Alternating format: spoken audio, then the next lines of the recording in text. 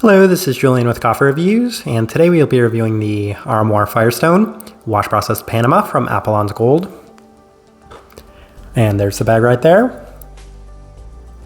And Apollon's Gold, based out of Tokyo, Japan. And this is the fourth and final part of our Apollon's Gold series. And the main reason for this series, as this coffee finished first place in the 2022 Best of Panama competition. And it's no secret that washed Panamanian geishas are my favorite coffee in the entire world. So I had been on the hunt for this coffee as soon as it took home first place in that competition. And I've only ever seen 3 coffee roasters carrying it. Apollon's Gold, of course. Dragonfly out of Boulder, Colorado at the very steep price of $225 for 8 ounces. And it was also featured on the Barnes Masterpiece subscription series. So when I saw Apollon's Gold carrying this coffee, I immediately pulled the trigger and went with the entire set. So I had an opportunity to review not just this coffee, but multiple coffees of theirs. However, this is the gem from that series, and I'm definitely looking forward to discussing this one, probably as much as I've looked forward to discussing any coffee on this channel. This right here is day 66. And once again, they do have a brew guide on the back of their bags, and it roughly translates to a 15.625 to 1 to a 16.67 to 1 water to coffee ratio, brewed between 93 and 97 degrees Celsius. And that's right in line with our standard recipe, which we went with. It is a 16 to 1 water to coffee ratio, brewed at 96 degrees Celsius, about 205 degrees Fahrenheit. And I didn't have a preference for brew method, as this coffee came out great regardless of which brew method I used. Now, roast profile for this one is still in line with our experiences with Apollon's Gold, as this is a very light coffee by most standards and metrics. It's still lighter than most of the light coffees that you would consider in general. Maybe not quite as light as some of the other ones we've had from them in this review series, but definitely still on the very light side of things. So with that out of the way, let's go ahead and start discussing this coffee.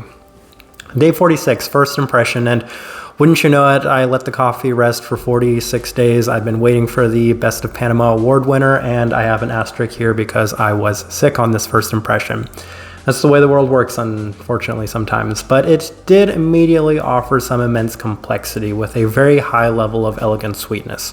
So the first thing I experienced, even in my sick state, was this florality right at the forefront, as there were signs of everything ranging from peach, melon, sweet, green tea, boba tea was one thing that I also pulled out. I'll elaborate on that a lot more throughout this video. But overall, it left an excellent first impression, mostly due to the wild complexity that was present within that first experience. Day 49, ran it through the Chemex, and it was a pretty similar second experience, as the coffee did come out a little bit more green at the forefront, as it's slightly green tea-like. I previously mentioned that it had this boba tea, green tea-like aspect to it, and that's kind of the best way I could describe the sweetness, was it reminded me a lot of bubble tea in general.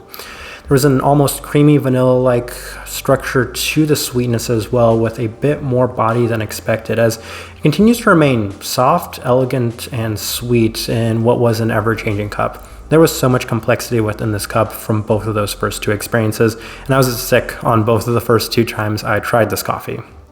Day 53. Ran it through the April dripper, and it was another good day. The cup has been pretty consistent in the sense that there is a wide range of things that you can pick out from it. That didn't change on this day either, as there was a delicate but sweet component. Yet again, it's moderately bright. More of the citric components were present with this brewer, as there was some soft stone fruit, but the green tea, boba tea-like aspects continued to dominate the cup, and as of this moment, that's kind of the best descriptor I had for the sweetness that I was experiencing, at least the one in most abundance and the one at the forefront of the cup. Day 57, the cup does continue to remain sweet and complex, as it does transition into that, yet again, green tea boba-like component to it, with this slight creamy vanilla-like aspect. And I think that's kind of the best way I can go about discussing this coffee, is it had this vanilla-like component that reminded me a lot of the sweetness you get from bubble tea, but it also had this kind of earthiness that you experience from a green tea. And I think the combination of those 2 factors just kind of reminded me of maybe something like a matcha boba tea, which is something I really like. So having those 2 things kind of work in that sense, in a more sweet sense, was something I was really enjoying from the cup. In addition to that, this day it finished in this wildly vibrant peachiness, and that was the first time I'd experienced that, but it had some subtle peach aspects. This day specifically, it had a lot more of that in a vibrant manner. So it's the best it's been by a distance to this point.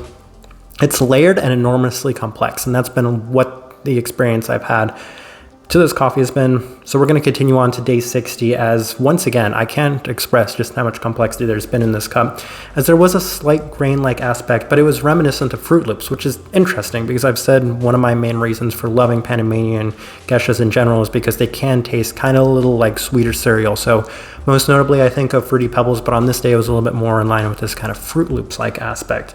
Very floral forward on this day with this lingering florality in the cup. This was a Chemex day, so it was a little different than the previous day, which was a V60 day. And while the cup has been consistent in the sense that it has just wild complexity, you're seeing so many different things that you're picking up from this coffee as it continues to have the lingering florality in the cup on this day. There's much more to unlock with every single sip, as there's a vibrant peachiness yet again, more of that vanilla-like aspect, and at this moment, probably the most defined melon-like component I've experienced to any coffee. Wildly complex. Day 63, and I'm going to continue using that word, another complex day, as it starts off very defined in a somewhat matcha-like aspect, and that's that earthy green tea-like taste that I was experiencing. In addition to that, it had a unique sugariness to the cup, as it has a wide range of fruit flavors, these sugary fruit flavors, a much more sugary peach, I could even say something in line with like a white peach, and then a tropical berry. In addition to that, the florality continues to remain in high measure, as this was such a deep cup from start to finish every single time I brewed it. All right, let's go ahead and put up the tasting wheel so you can see what we were getting. All right, and we have 3 level 5s, so let's go through those real quick, and we'll start with the cleanliness at a level 5. That part was never in doubt. It's the cleanest cup of coffee that we've had from Apollon Gold. Definitely much more clean than even the natural processed Auromar, which was also at a level 5. But this one right there at that level 5 mark, great clarity. And I think that made for what had this coffee give such complexity to it, because it was so clean, that the base was so clean that you were able to taste all of the components that were in it in a very defined manner. So cleanliness, level 5, absolutely. Finish, level 5, and yes, and I don't want this to come off as overbearing in any sense. The reason the finish is so high is because the finish is very long lasting. So once you've taken a sip of this coffee, it continues to just emit all of these different wild complex components to it for a very long period of time. And that's why I'm able to pick out and highlight so many notes within this one, is because after you're finished drinking this one, you can taste all of these different things, and they're very well pronounced and very well defined. Level 5, definitely justified there. Florality, level 5. I think if there's one thing I had to say that was maybe a little bit more consistent in terms of a dominant flavor profile, it has to be the florality, but that's kind of to be expected given that this is a washed Panamanian geisha. Some of the other things, which we'll discuss a little later, may not have been quite as consistent, but the florality was consistent every single time you were brewing this coffee. Then we have a lot of level 4s. We will start with the berry fruit at a level 4. Yes, so there was a slight bit of this tropical berry that was present within this one. I could say that it wasn't maybe as pronounced as some of the other things, but that's a little tricky because on certain days, other components were maybe a little bit more pronounced than this one. Citrus, level 4, I would say that this is most in line with a kind of floral citric component and somewhat in line with that like Fruit Loops sort of taste to it, that kind of grainy cereal, that grainy citric cereal to it. So that's there. That's in a defined, pronounced sense too. The stone fruit, at its best on certain days, I think most notably if there was one of the middle days where it had a wildly vibrant peachiness, you could justify that at a level 5 as well. So I kept it there at the level 4 mostly because it wasn't overly consistent. It was present through the duration of drinking this coffee, but not to the extent that maybe the florality was. So that right there is at a level 4. Sweetness, level 4. Truth be told, it is on the higher side of level 4. This is by far the sweetest coffee I've ever had from Apollon Gold, and going into this review series, and for the most part during this review series, the biggest issue I'd had with Apollon Gold was the lack of sweetness. This one had it in huge abundance, and that's definitely going to be something that helps my overall impression of this coffee. So great sweetness to this cup.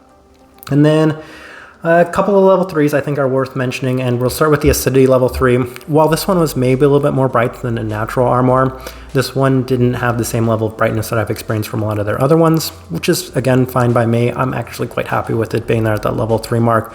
Formerly, I used to like all of my coffees to have that level 3 acidity, so even though this is a very light coffee, I don't think it was marred by any like really strong brightness that might have taken away from a lot of the very defined flavor profiles to it. Savoriness, level 3. That's in line with the earthy green tea-like aspects I was experiencing from this coffee, as it was really consistent too. I would say towards maybe some of the later days it wasn't quite as pronounced as maybe the earlier ones, and that might have been just working through this coffee, but I didn't mind it. I love matcha, so that part was fine with me. Having that green tea-like aspect kind of contrasts a lot of these much more sweet flavors, a lot of these fruit profiles to it. It's actually a good thing for me, so I'm happy with it being there at the level 3. Final thing worth discussing, the body level 2. I think it had just a slight bit more texture and body than I might have expected going into it. Given that it is a washed Panamanian geisha, this tasting wheel was made with the V60, so that could have played a factor in it. Nonetheless, I think regardless of which brew method I went with, it just has a little bit more body than a super light tea-like body to the cup. So I'm actually quite happy with the way that this tasting wheel looks. I think it's a really nice representation of what I was getting from this coffee. All right, so my overall thoughts and impressions of this coffee. This is why I think it won the Best of Panama competition, was because it had great clarity and it had such a complex and deep cup start to finish. And that was my experience with this one. Was I could drink this coffee probably every day for the rest of my life and just pick out a lot of these new flavors that I continue to get every single time I drank this coffee. And that's going to be a really nice selling point to me. And while maybe there might not have been an emphasis on things that I enjoy the most, maybe like specifically a peachiness or maybe a little bit more of that cereal grain floral component like the Fruity Pebbles or the Fruit Loops, I think I appreciated the cup enough that it offered so many great and different things, even if it did kind of give glimpses of the things that I enjoy the most from these washed Panamanian geishas, to make this one of my favorite Panamanian geishas that I've reviewed on this channel. And as you guys know, we've reviewed a lot of them on this channel throughout the years, so that's a huge compliment to Apollon's Gold. It's also a huge compliment to this coffee in general, because I think it was justified. Obviously, I haven't tried a lot of the other ones that were in the Best of Panama competition, but I went into this one with a little bit of skepticism, mostly given that I hadn't had the best experiences with Apollon's Gold, and I don't necessarily want to buy into the hype that just because a coffee scored really high, this one scored a 96 plus, that it would turn out to be as good as it was. And I'm not necessarily saying this is the best coffee I've ever had, but it's probably the most complex coffee I've ever reviewed on this channel. So really interesting one. I really enjoyed this one start to finish. Type of person I would suggest this coffee to: anybody that really likes their complex coffees, because this one has great complexity, start to finish. And I don't know how many times I've said complexity, but I really want to highlight that, because there are a few coffees I've had that have had this much of a flavor profile to them throughout the entirety of drinking them. There were so many things, so many great fruit components, still offered immense clarity, still offered great sweetness, great florality. So it hit on my most important marks for a coffee in general, and that's why I enjoyed it as much as I did, and that's why I feel like anybody else that had those same preferences would enjoy this coffee as much as I did. I think I'll leave this review at that. If you by chance had an opportunity to try this coffee, I would love to know your thoughts and impressions of it as well. If you're enjoying the content, give this video a like, subscribe if you're not already subscribed.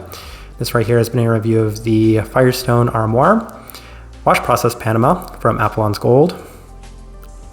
Thank you for watching.